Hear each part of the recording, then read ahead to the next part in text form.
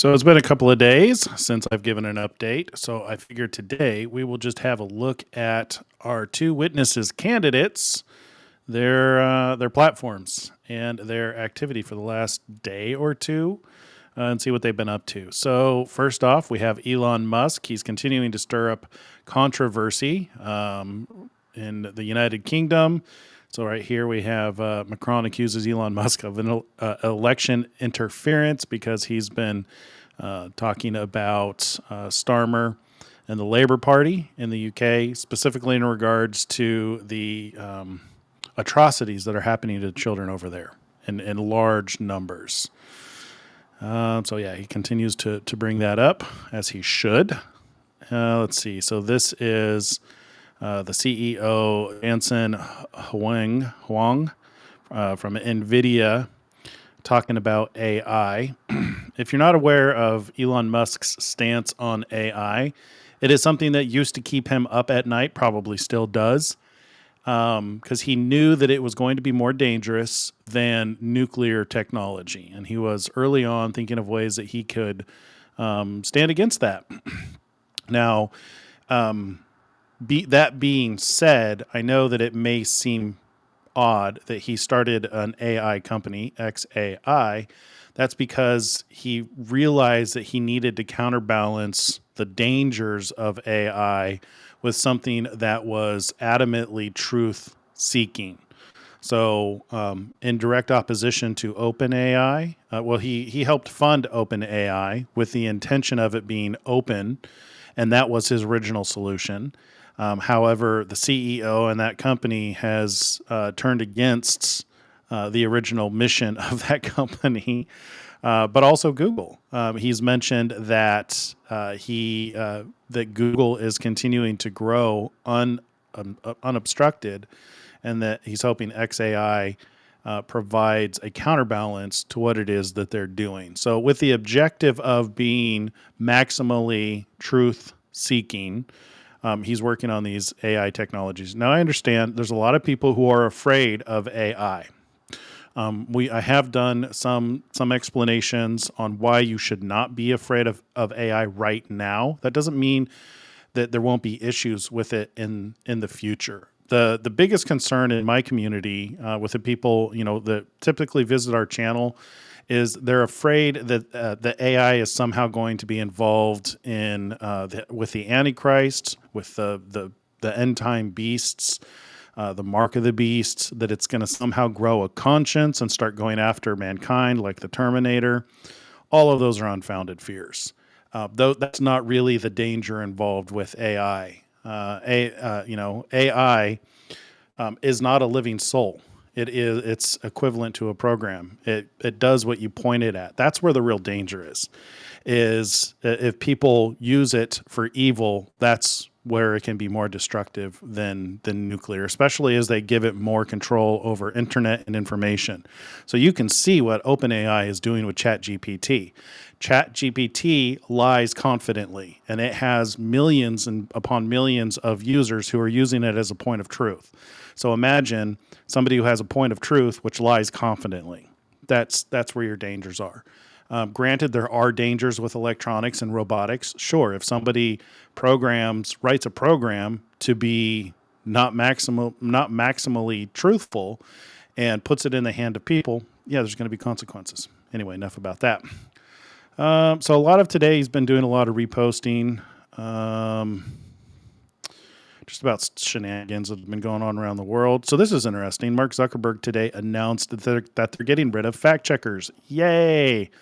And they're replacing them with community notes, because community notes on X have proven to be a valuable, have proven to be a good method for fighting misinformation. They're decentralized, they're community based, and they're community moderated. So they've proven to be a good way of counteracting false information. So Zuckerberg has seen that and is jumping on board with that. So that's good news. Breaking news: Donald Trump backs Elon Musk following UK disruption and the German AfD endorsement. He said Elon is doing a good job. His comments are not unusual. Agreed.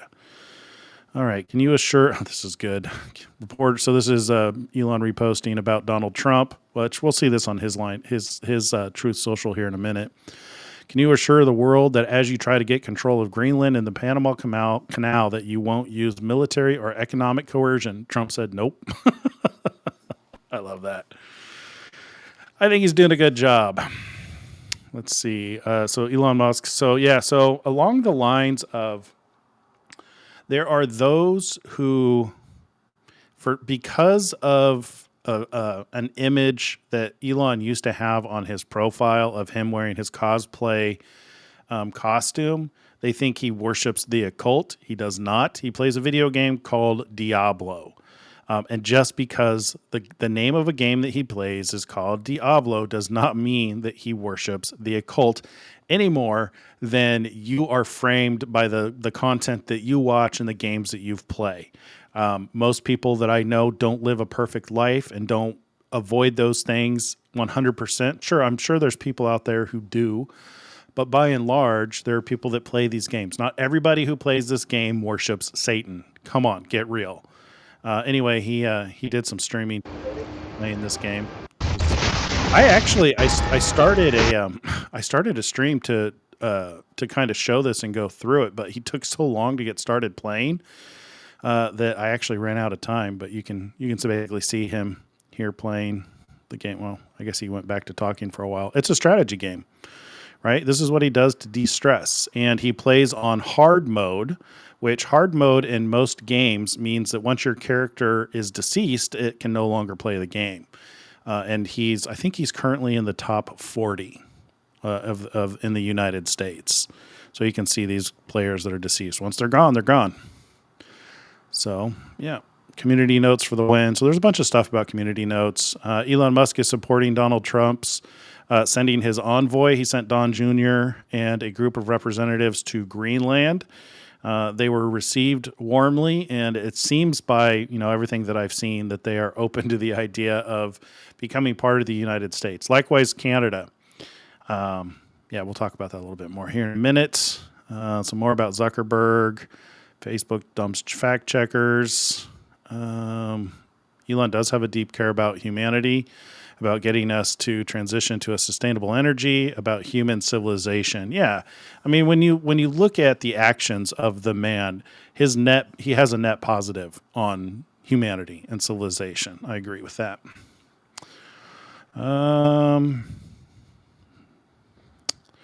The Progress Party forced Statistics of Norway to release ethnic crime data. I looked at this earlier and I didn't understand exactly what it's saying. It seems like it's a crime per 1,000, but I don't really understand it. I think he's just saying, wow. He's getting after Bill Gates, Bill Gates has donated $319 million to mainstream media, including the BBC. Why is nobody complaining about Bill Gates? Yeah, because they're all complaining about Elon Musk. And here he is complaining about interfering in other countries while he meets with the Prime Minister of Norway. So Elon Musk. So this is the woke man emoji. He's doing the woke man emoji in regards to Bill Gates here. Anything else notable today? Just some retweeting. All right, so that gets us about. I mean, this is one of the things about the two witnesses, and one of the reasons why I'm looking at Elon Musk and Donald Trump is this is his platform.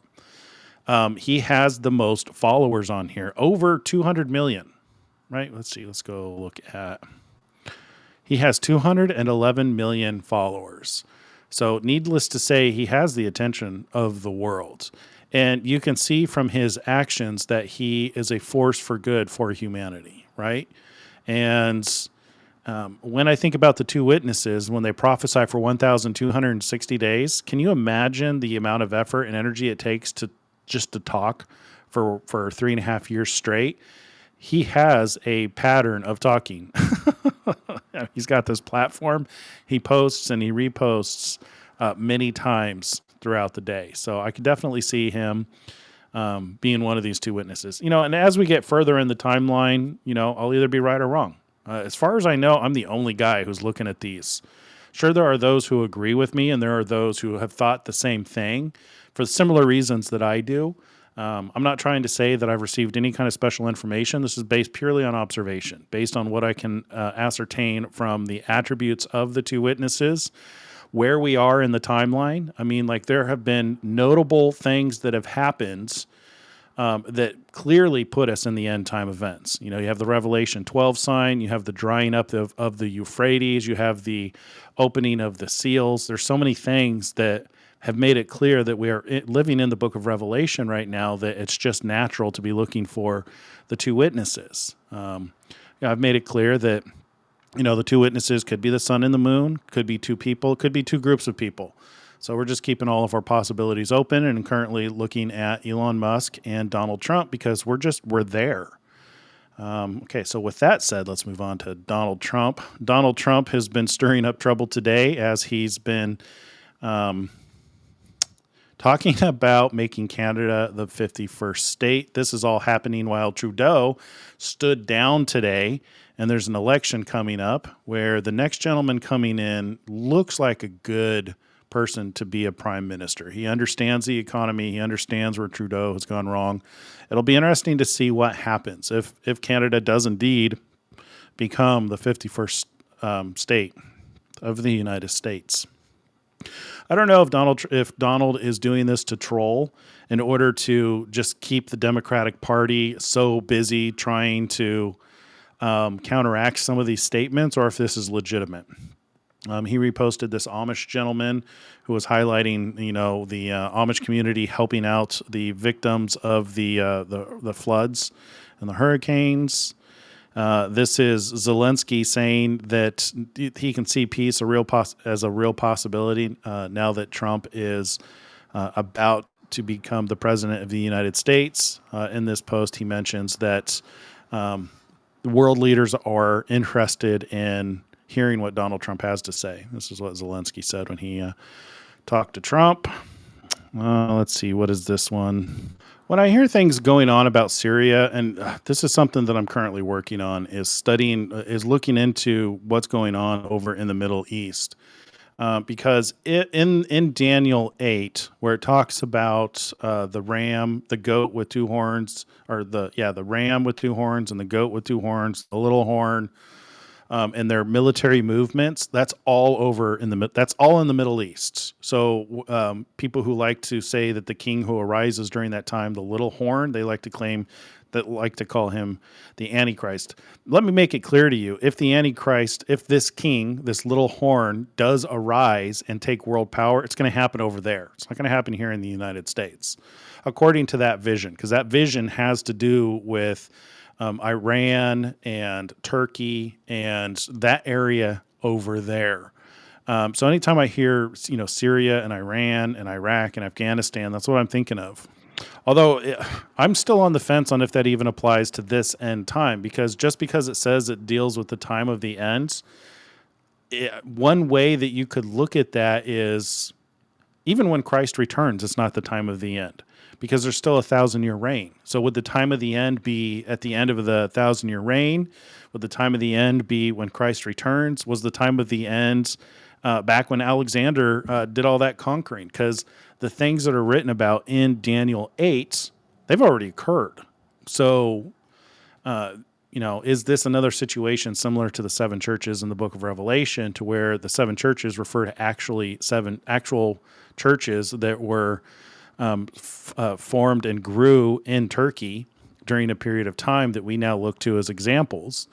I kind of lean towards that Daniel 8 already happened, and we look to it as an example for what we can learn from. So I don't know. But this is where my mind goes whenever I hear Syria and Turkey and stuff like that. If the CIA is overthrowing governments overseas, then they 100% do it here in America. Pfft. Yeah. Have you seen, were you here the last 4 years? All right. Posting stuff about tariffs. Trump is interested in seeing if he can reduce taxes or eliminate taxes by introducing tariffs. There's a good case to be made for that. I'm excited to see what happens with that. So Chris Wright is his pick to lead Trump's Department of Energy. I think he's a good pick. He has a good history, and I think he's an electrical engineer. He has a good history of understanding the requirements of energy in the United States. So that's a good pick. Gutfield notches largest audience in program history with nearly 5 million viewers during an interview with former President Donald Trump. Yeah, so he's just talking about the safety in America, what's going on, why isn't crime being persecuted? And that's because George Soros. George Soros has been, it's no secret that he's been funding projects and organizations and groups in order to get people in positions to not prosecute crime, and also to allow asylum seekers into countries all over the world. Soros has done massive amounts of damage to humanity. So agree with that. I don't want to get into these videos. We're already at 20 minutes or so, but some of these are good. You get a chance to watch some of those. This is Ronald Reagan talking about how it's the people, that America is unique and that the people tell the government what to do. Not the other way around. In most places in the world, the government tells the people what to do. I find that interesting that Trump is posting that. This guy's saying the Democrats destroy everything they touch. They've made medals of freedom meaningless.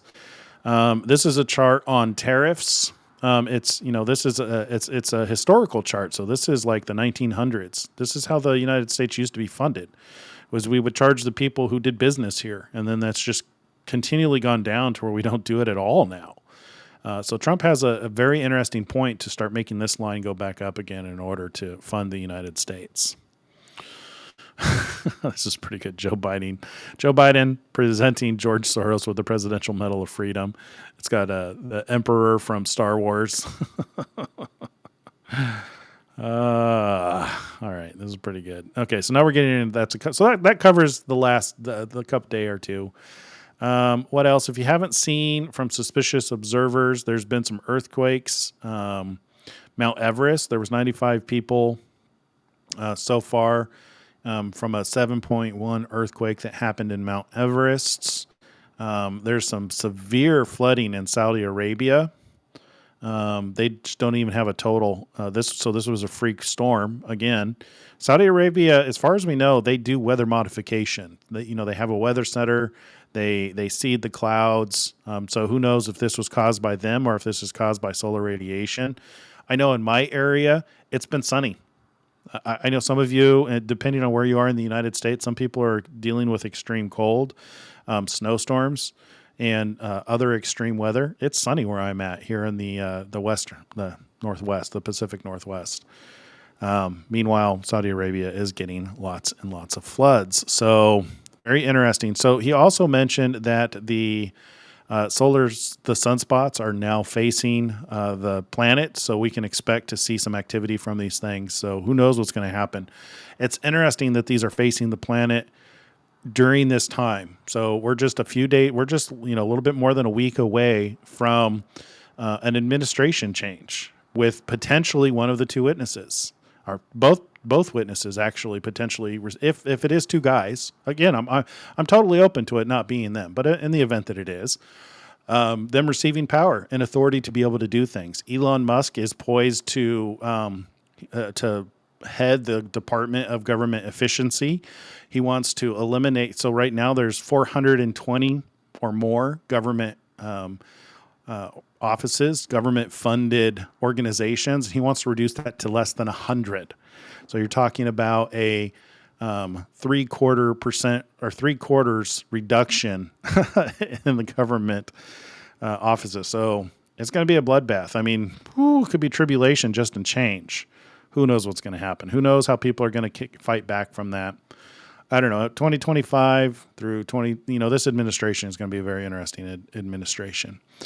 Anyway, that's all I got for you guys today. Take care. God bless you, and shalom, shalom.